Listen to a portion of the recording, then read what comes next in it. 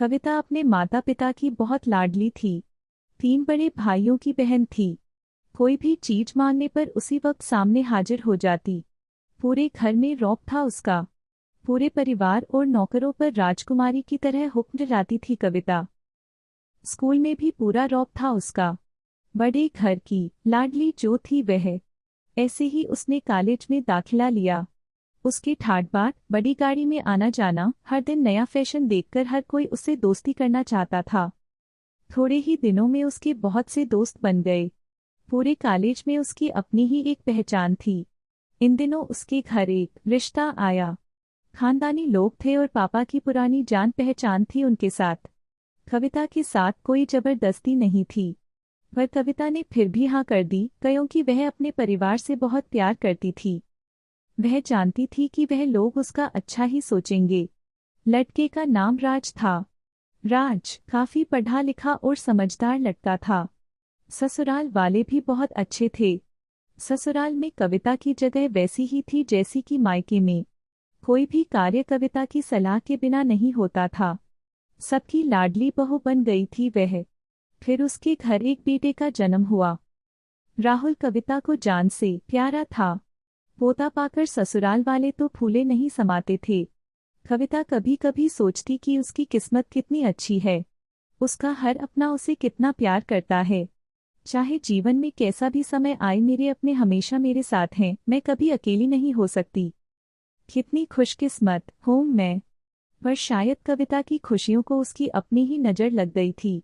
एक दिन वह मायके जाने की जिद कर बैठी। राज को बहुत काम था, लेकिन वह फिर भी उसे ले गया। रास्ते में उनकी गाड़ी अन्य गाड़ी से टकरा गई। कविता, राज और राहुल बहुत बुरी तरह से जख्मी हो गए। काफी दिनों के इलाज के बाद राज और राहुल तो ठीक हो गए, लेकिन कविता पूरी तरह ठीक ना हो सकी। सर पर चोट लगने के कारण वह अपनी आंखों की रोशनी खो बैठी। अब कविता की किस्मत जैसे उल्टे पांव चलने लगी।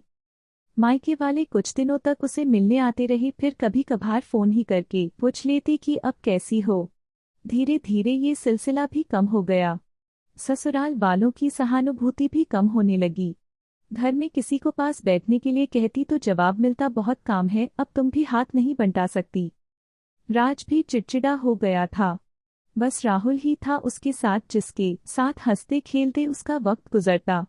एक दिन कविता के हाथ से कुछ सामान गिर गया, जिसकी वजह से राहुल को हल्की सी चोट लग गई। कविता के सास ससुर ने राहुल को उससे अलग कर दिया कि कहीं उसके ना देखने की वजह से बच्चे का कोई नुकसान ना हो जाए। कविता अंदर से टूट चुकी थी। एक दिन उसने सबके सामने मायके जाने की इच्छा रखी तो राज उसे तुरंत मायके छोड़ आया, जैसे कि वह भी यही चाहता था। लेकिन राहुल को उसके साथ नहीं भेजा गया। कविता कभी राहुल से दूर नहीं रही थी, पर अपनी कमी के कारण उसने ज्यादा बहस नहीं की। कविता को लगा कि वह 3-4 दिन वहां रहेगी तो थोड़ा हवा पानी बदल जाएगा, क्योंकि वह कितने दिनों से कहीं भी बाहर नहीं गई थी। घर वाले भी इतने दिनों बाद उसे देखकर कितने खुश होंगे। कविता के घर पहुंचने पर सब लोग बहुत खुश हुए।